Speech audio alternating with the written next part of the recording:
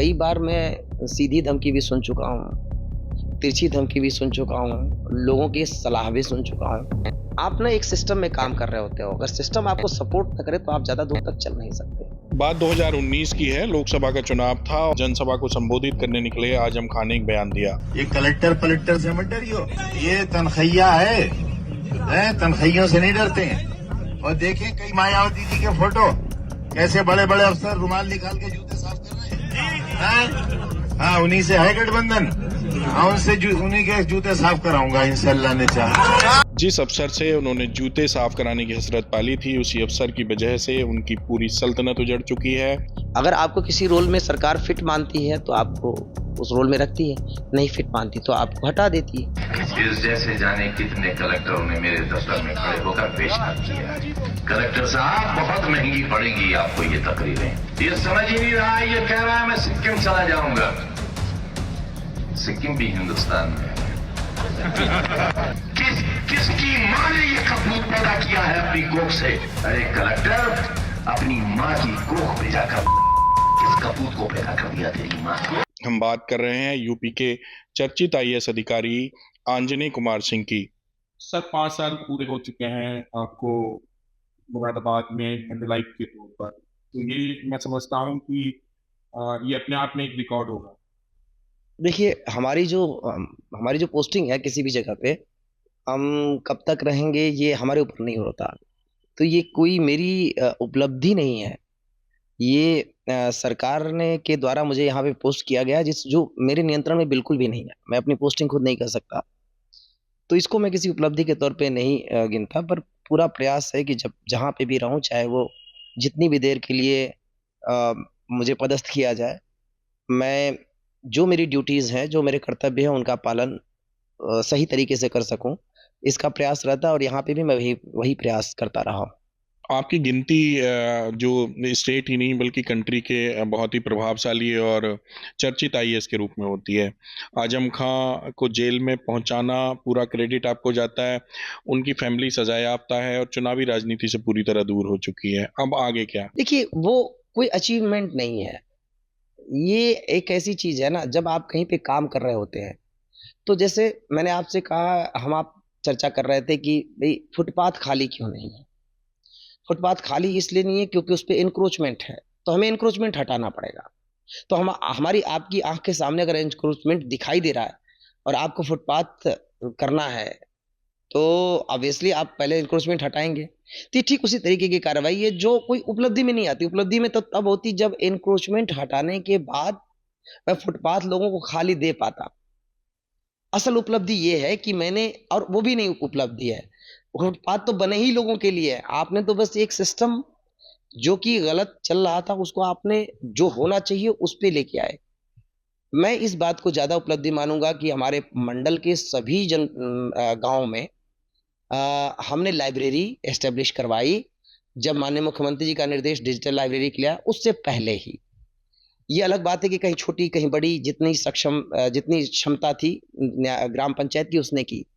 तो ये जो जिस मुद्दे का आपने की चर्चा की, ये उसी तरीके की कार्रवाई है कि आपको बेहतर चीज़ को रखना है, तो कोई चीज़ जो हाँ ऑलरेडी ऑक्यूपाई की है, उस चीज़ को, उस जगह को दुरुस्त करना होगा। मतलब कानून मेरे लिए, पब्लिक के लिए, सबके लिए एक कानून है और उस कानून के दायरे के अंदर सभी होने चाहिए। ये एक अपेक्षा है। उसी अपेक्षा के अनुरूप हमने किया। तो कोई ऐसी प्लानिंग नहीं है कि नहीं इसमें आगे ऐसे करना है, वैसे करना है, वैसे करना है। बस इतना है कि जो सिस्टम है उसका सभी सम्मान करें, जो व्यवस्था है वो सबके लिए बराबर हो, और वो चाहे अधिकारी हो, चाहे जनप्रतिनिधि हो, चाहे समाज का कोई भी वर्ग हो, चाहे व्यवसायी हो, सभी एक सिस्टम के अनुरूप चलें, अन्यथा अराजकता आ जाएगी। तो हमने बस इतना प्रयास किया कि जो सिस्टम है वो अपने सुचारू रूप से चले, और कहीं पे ये ऐसा नहीं था कि एक प्लान करके, एक एजेंडा करके आपने इस तरीके से काम किया। जब आप कहीं जाते हैं तो लोग शिकायत लेके आते हैं। जब आप शिकायत लेके आते हैं तो आप उसको वेरीफाई करते हैं कि शिकायत सही है या गलत। अगर शिकायत सही पाएगी तो आपको कार्रवाई करनी है। ये आपका मैंडेट है, आपकी ड्यूटी है। मैंने जस्ट अपनी ड्यूटी की है। कोई अचीवमेंट तो मैं तब मानता जब मैंने कुछ ऐसा किया होता जो, जैसे आपने हाइजीन थ्रू हाईवे की बात की कि चलो ठीक है, कुछ मैं लोगों को कि ऐसी चीज़ नहीं थी जो क्रिएट हो सके, उस जगह क्रिएट करवाई। आप जब क्रिएट करते हैं कोई चीज़, तो वो अचीवमेंट में आती है। तो ये तो एक ऐसी चीज़ थी जिसमें अब ये संयोग है कि इन चीज़ों को लोग ज़्यादा हाइलाइट भी करते हैं और ज़्यादा उसकी चर्चा भी करते हैं। अन्यथा जो जैसा था, जिस तरीके से होना चाहिए, अपने कर्तव्य के पालन में जो होना चाहिए वो किया। ये बात भी उठती है कि ये सत्ता है और बदल सकती है। तो अगर सत्ता बदली तो कहीं ना कहीं आप टारगेट हो सकते हैं, ऐसा आपने सोचा कभी, या आप इसके लिए मेंटली प्रिपेयर हैं? ये मैं सुनता रहता हूँ। कई बार मैं सीधी धमकी भी सुन चुका हूँ, तिरछी धमकी भी सुन चुका हूँ, लोगों की सलाह भी सुन चुका हूँ। एक्चुअली ऐसा है कि जब आप सीधे-सीधे चलेंगे तो इस तरीके की चुनौतियाँ आपके सामने आएँगी। किसी को व्यक्तिगत नहीं लेना चाहिए। आपको पता है, आप दोषी हैं, पर जब क्या होता है ना कि जब ऐसे मामले होते हैं, जहाँ इस तरीके की चीज़ें और पॉलिटिकल अगर एंगल उसका होता है, तो ये आम बात हो जाती है। जैसा आपने कहा कि सरकार आएगी, बदलेगी।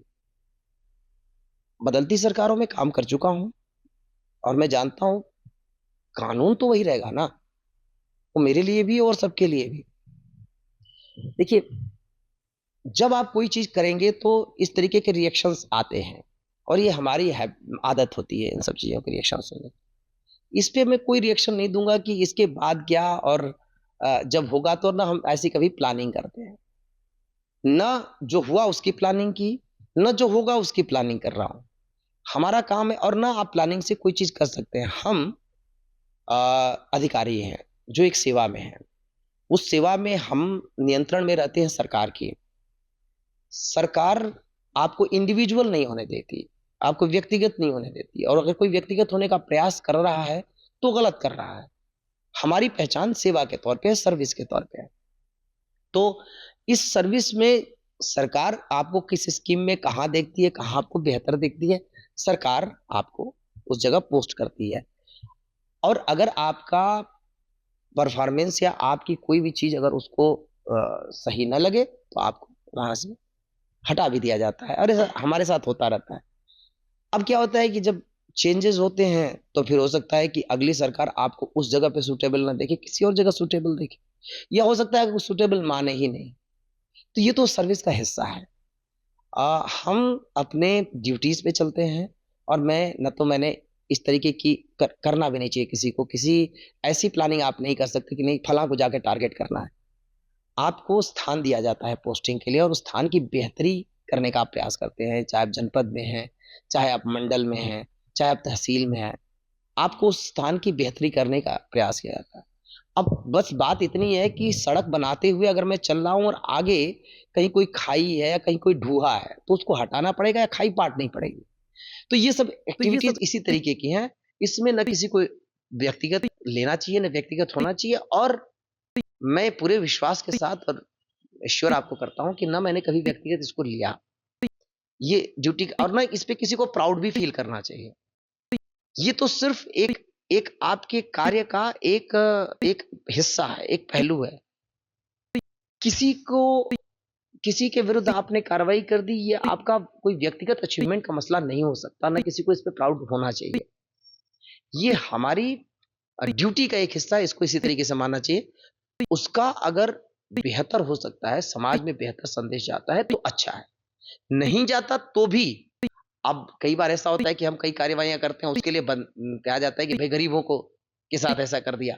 हम ड्यूटी उस समय पालन कर रहे होते हैं, तो कई बार हमारी आलोचना भी होती है कि गरीबों पे ही इनका सारी ताकत चलती है। अच्छा, वहां पे क्यों नहीं कर रहे हैं? अब शिकायत जिस जगह की आती है उस जगह पे हम जाते हैं। तो कई बार हम, ऐसा नहीं है कि हम हरदम तारीफ ही होती है। कई बार कहता है कि सत्ता के मत मतलब ताकत के मद में चूर हैं, और ये गरीबों पे कार्रवाई कर रहे हैं।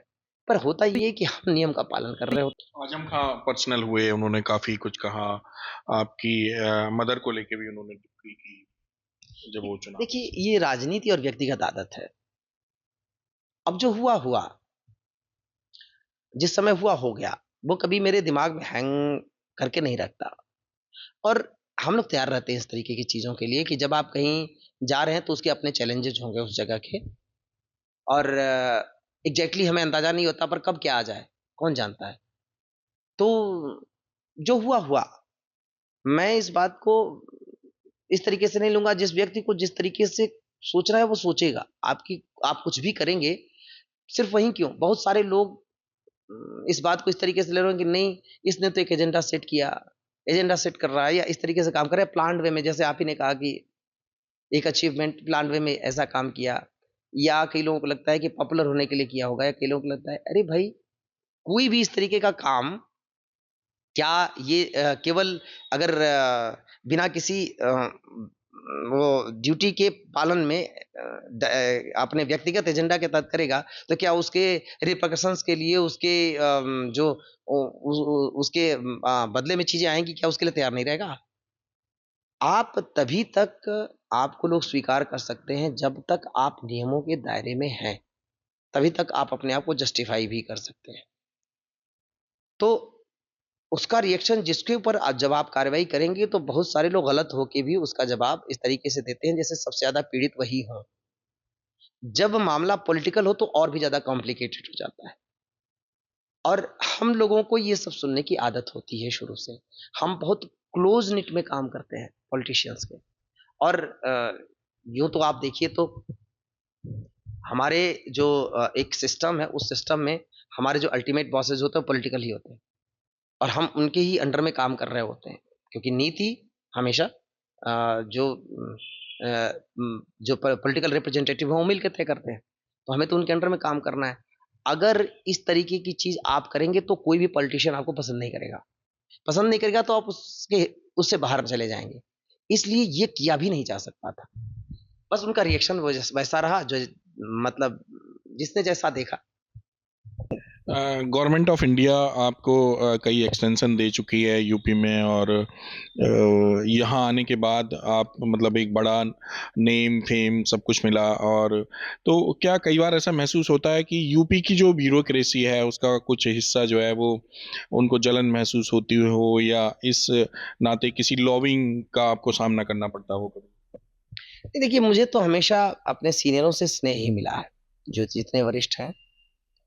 और आप ना एक सिस्टम में काम कर रहे होते हो, अगर सिस्टम आपको सपोर्ट ना करे तो आप ज़्यादा दूर तक चल नहीं सकते। और वो सिस्टम क्या है? वो सिस्टम वही विधि, प्रविधि, नियम, कानून, और वो सारे जो लोग उसको लागू कर रहे होते हैं, वो सारे मिलकर उस सिस्टम का निर्माण करते हैं। हम एक हायरार्की में भी काम करते हैं।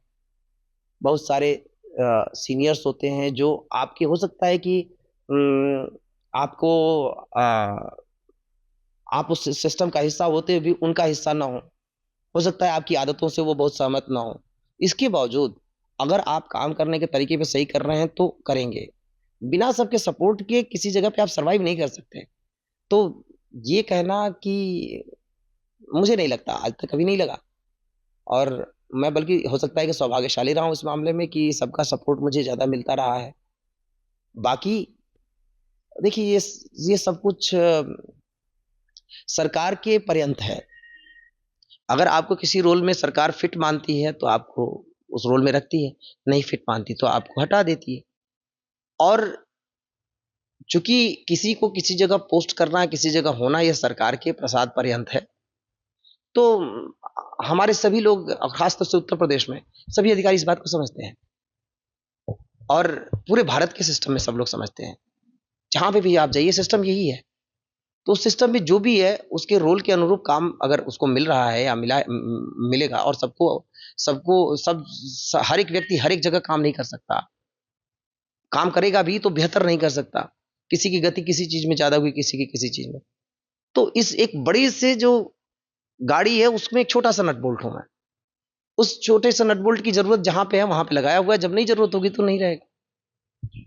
एक बात ये भी उठती है सर रह रहे के बीच में कि आप चूंकि पावरफुल हैं, तो आपकी जो पावर है, पोजीशन है, उसका कहीं ना कहीं आप मिसयूज करके जो सबॉर्डिनेट्स हैं उनको अपने तरीके से चलाने की कोशिश करते हैं या उनके डोमेन में जाने की कोशिश करते देखिए,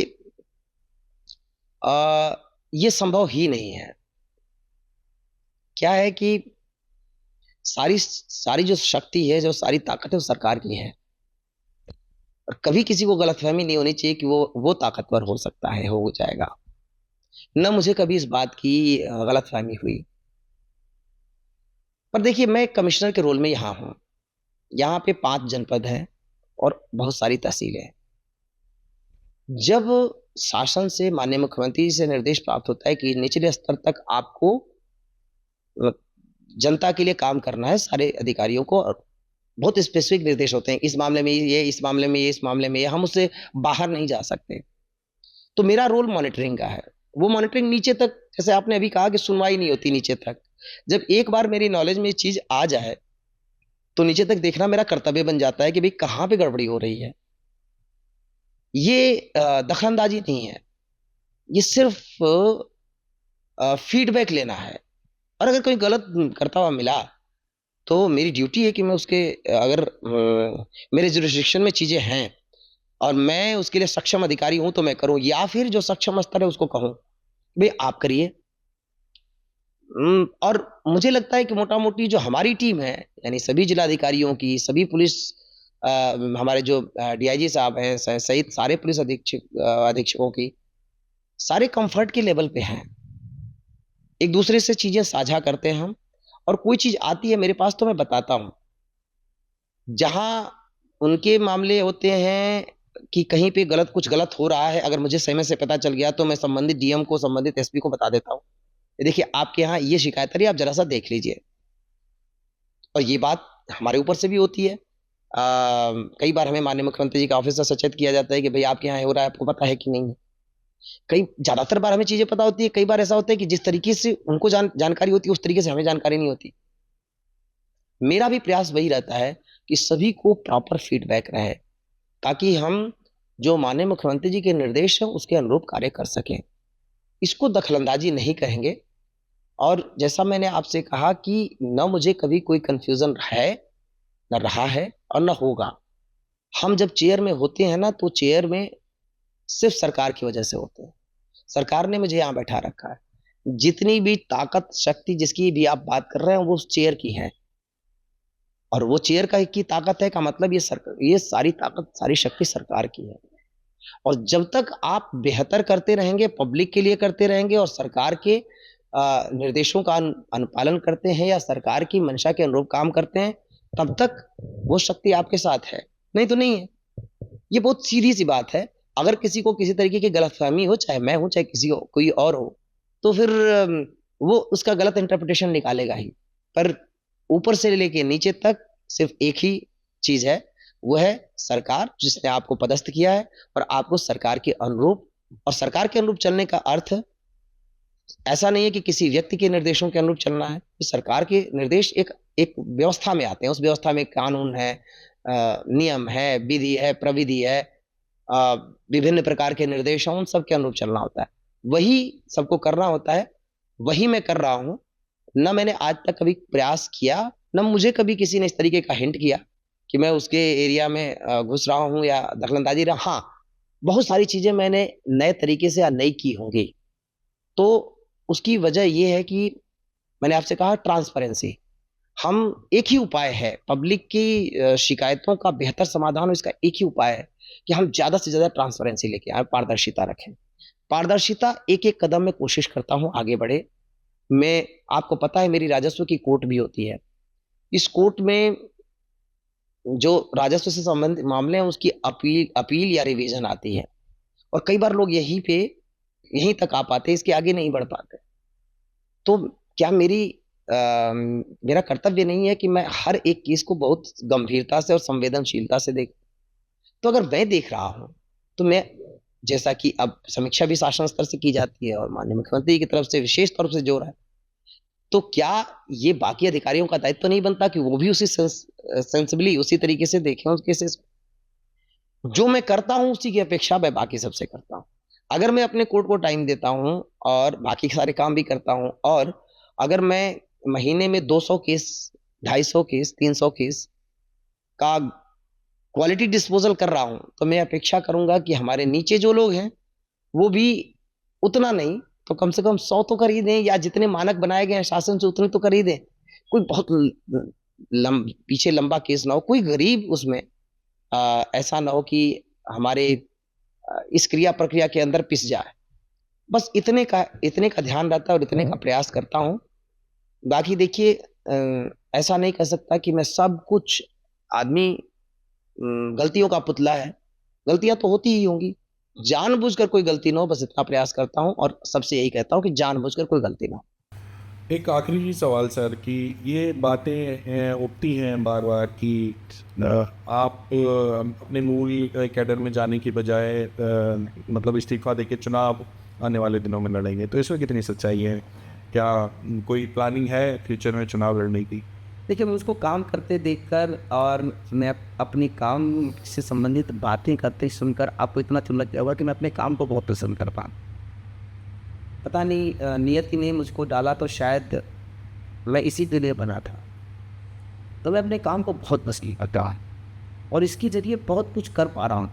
जहाँ पे भी गया हूँ, इसमें बहुत ज़्यादा भी दिखता है और संयोग से हमें अब काम करने की आज़ादी भी पहुँचा गया।